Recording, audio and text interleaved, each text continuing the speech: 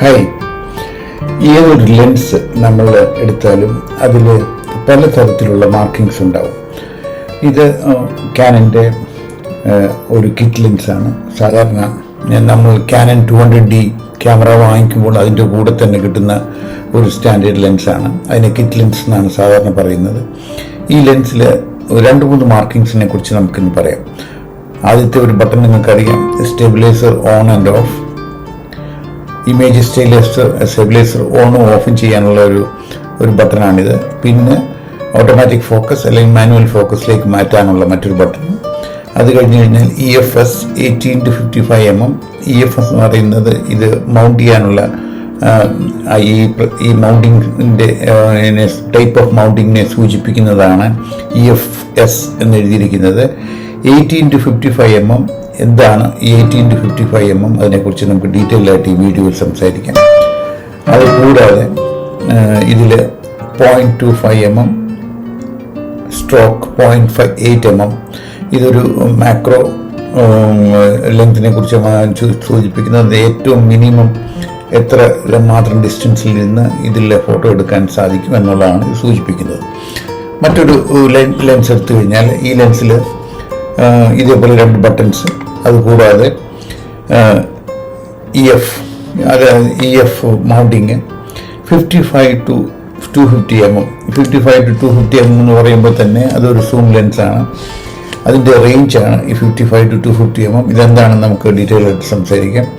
ഇതിലും ഈ macro length കൊടുത്തിട്ടുണ്ട്. ഇത് മാത്രം മിനിമം അകലത്തിൽ നിന്ന് ഫോട്ടോ എടുക്കാൻ സാധിക്കും. ഇമേജ് സ്റ്റെബിലൈസറും ഉള്ള ഒരു ലെൻസാണിത്, മനസ്സിലാക്കാം. ഇത് മറ്റൊരു ലെൻസാണ്. ഇത് 11-16mm ടോക്കിനോ എന്ന് പറയുന്ന മറ്റൊരു ബ്രാൻഡാണ്. ഈ ലെൻസിൽ 11-16mm f2.8. ഇതൊരു വൈഡ് ആംഗിൾ ലെൻസാണ്.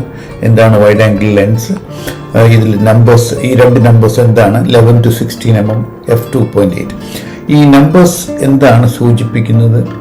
അത് എങ്ങനെ ഉപയോഗിക്കണം, എപ്പോൾ ഉപയോഗിക്കണം, ലെൻസ് തിരഞ്ഞെടുക്കുമ്പോഴും ഒരു ക്യാമറ സെറ്റ് ചെയ്യുമ്പോഴും ഈ നമ്പേഴ്സിൻ്റെ ഇമ്പോർട്ടൻസ് എന്താണ് എന്ന് മനസ്സിലാക്കാനാണ് ഇന്നത്തെ വീഡിയോയിൽ ഞാൻ ഉദ്ദേശിക്കുന്നത്. ഈ ലെൻസിൻ്റെ വലിപ്പത്തിൽ, ലെൻസിൻ്റെ ഓപ്പണിങ്ങിനെയാണ് നമ്മൾ അപ്പർച്ചർ എന്ന് പറയുന്നത്. അതായത് നമ്മുടെ കണ്ണിൻ്റെ ഐറിസ് പോലെ തന്നെ ഇതിൻ്റെ ഈ ലെൻസിൻ്റെ ഉള്ളിലെ വലിപ്പം കുറയ്ക്കാനും കൂട്ടാനുമുള്ള കഴിവ് ഈ അപ്പർച്ചർ കൺട്രോളിനുണ്ട്. അപ്പോൾ ഈ നമ്പറിന് ഒരു പ്രത്യേകതയുണ്ട്. ഈ അപ്പർച്ചറിനെ ഇൻഡിക്കേറ്റ് ചെയ്യുന്ന നമ്പർ കുറവാണെന്നുണ്ടെങ്കിൽ ലെൻസിൻ്റെ ഓപ്പണിംഗ് കൂടുതലും, അതിൻ്റെ നമ്പർ കൂടുതലാണെന്നുണ്ടെങ്കിൽ ലെൻസിൻ്റെ ഓപ്പണിംഗ് കുറവും ആയിരിക്കും. അതിനൊരു റീസൺ ഉണ്ട്. ഈ നമ്പർ എന്ന് പറയുന്നത് ഈ ലെൻസിൻ്റെ സൈസും അതിൻ്റെ ഫോക്കൽ ലെങ്തും തമ്മിലുള്ള ഒരു റിലേഷൻഷിപ്പിലാണ് ഇത് വരുന്നത്.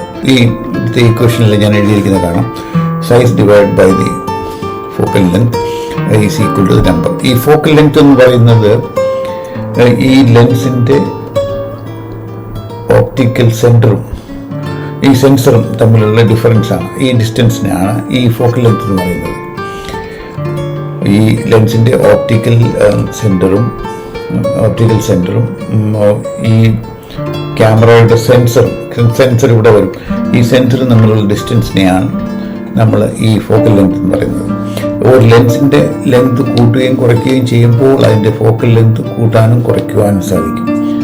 ഈ അപ്പർച്ചർ എന്ന് പറയുന്നത് ഓപ്പണിങ്ങിനെ സൂചിപ്പിക്കുന്നു പറഞ്ഞു. ഓപ്പണിങ്ങിൻ്റെ വലിപ്പം കൂടുന്നതനുസരിച്ചിട്ട് ലൈറ്റ് കൂടുതലും, ഓപ്പണിങ്ങിൻ്റെ വലിപ്പം കുറയുന്നതനുസരിച്ചിട്ട് ലൈറ്റ് കുറയുകയും ചെയ്യും. ഈ അപ്പർച്ചർ കൂട്ടാനും കുറയ്ക്കുവാനുമുള്ള ഫെസിലിറ്റി ക്യാമറയുടെ ബാക്കിലുള്ള മെനുവിലുണ്ട്. അപ്പോൾ നമ്മൾ ഈ ലെൻസസിൻ്റെ കഴിവനുസരിച്ചിട്ട് നമുക്ക് 1.8, 1.4, 1.8, 2, 2.4, 3.5, 5.5, 6, 11, 8, 16, 22, 20, 32 വരെ അങ്ങനെ ചേഞ്ച് ചെയ്യാനുള്ള ഫെസിലിറ്റീസ് ഉണ്ട്. അത് ഓരോ പല ലെൻസ് അനുസരിച്ചിട്ട് നമുക്ക് ആ ഫെസിലിറ്റി ക്യാമറയുടെ ബാക്കിലെ മെനുവിൽ തന്നെ ലഭ്യമാവും. ഈ അപ്പർച്ചർ കുറഞ്ഞ് എഫ് നമ്പർ കുറച്ച് വെച്ചാൽ, അതായത് ഈ ഓപ്പണിംഗ് കൂട്ടിയിരുന്നാൽ, അതായത് എഫ് നമ്പർ കുറയുമ്പോൾ ക്യാമറയുടെ ലെൻസസിൻ്റെ ഓപ്പണിംഗ് കൂടും, ലൈറ്റ് കൂടുതൽ ഉള്ളിലേക്ക് വരും. ഈ നമ്പേഴ്സ് അതായത് 1.4, 1.82, 2.8 വരെയൊക്കെ നമ്മൾ ഉപയോഗിക്കുകയാണെങ്കിൽ കൂടുതൽ വൈഡ് ആംഗിൾ ആയിട്ടുള്ള പിക്ചേഴ്സ് എടുക്കുവാൻ സാധിക്കും. അതുപോലെ തന്നെ കൂടുതൽ ബാക്ക്ഗ്രൗണ്ട് ബ്ലേർഡ് ആയിട്ടുള്ള പിക്ചേഴ്സ് എടുക്കുവാനും നമുക്ക് സാധിക്കും. ഒരു പോർട്രേറ്റ് നമ്മൾ എടുക്കുമ്പോൾ അത് പോർട്രേറ്റിൻ്റെ ബാക്ക്ഗ്രൗണ്ട് ബ്ലേർഡ് ആയിട്ട് നമുക്ക് ലഭിക്കാനായിട്ട് F നമ്പർ കുറച്ച് വെക്കുക. അപ്പോൾ നമുക്ക് ദൂരെയുള്ള വസ്തുക്കൾ ക്യാമറ ഫോക്കസ് ചെയ്യാതെ അടുത്തുള്ള വസ്തുക്കൾ കൂടുതൽ ഫോക്കസ് ചെയ്യും. അപ്പം ബാക്ക്ഗ്രൗണ്ട് ബ്ലേർഡ് ആയിട്ട് നമുക്ക് കിട്ടും. അതാണ് ഒരു അഡ്വാൻറ്റേജ്. അതുപോലെ തന്നെ ഈ F നമ്പർ കുറച്ച് ഉപയോഗിക്കുമ്പോൾ നമുക്ക് ഈ ലൈറ്റ് കുറഞ്ഞിട്ടുള്ള അല്ലെങ്കിൽ നൈറ്റിലൊക്കെ നമ്മൾ ഷൂട്ട് ചെയ്യുന്ന സമയത്ത് കൂടുതൽ ലൈറ്റ് ക്യാമറയ്ക്കുള്ളിലേക്ക് കടത്തി വിട്ടണം. അപ്പോൾ നമ്മളെപ്പോഴും ഈ F നമ്പർ കുറച്ച് വയ്ക്കുന്നതാണ് നല്ലത്.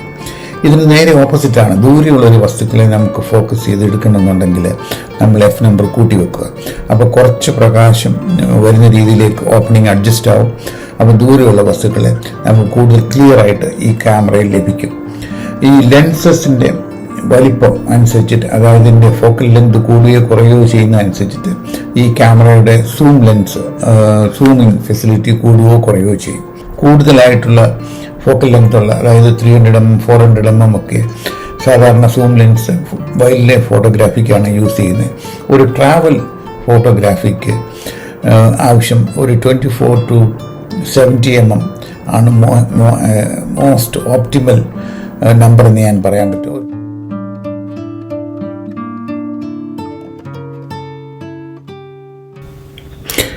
Now we will see some examples with aperture variations.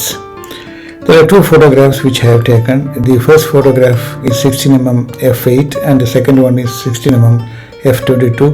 All other settings are remaining same. You can see from the photograph that the light is very less and the photo is underexposed.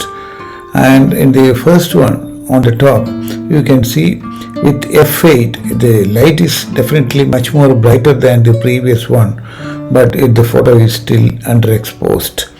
So depending upon the light situations, you should change the aperture, and depending upon the scenery which you would like to focus, the aperture variation should be done.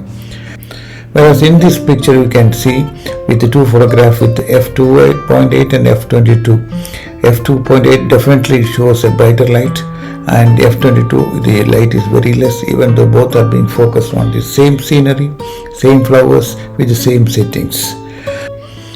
In the third example, which is coming up on the screen now, you can see I am focusing on the intersection of two wood pieces, and you can see when I magnify this to higher level, and with the 5.6 aperture I can see the background is completely blurred. If you want to take a bokeh, you can take like this with higher focal length and lower aperture, you will get a bokeh in this. So make your decision according to the light as well as the scenery which is to be covered, and also decide whether you would like to have the background in focus or not.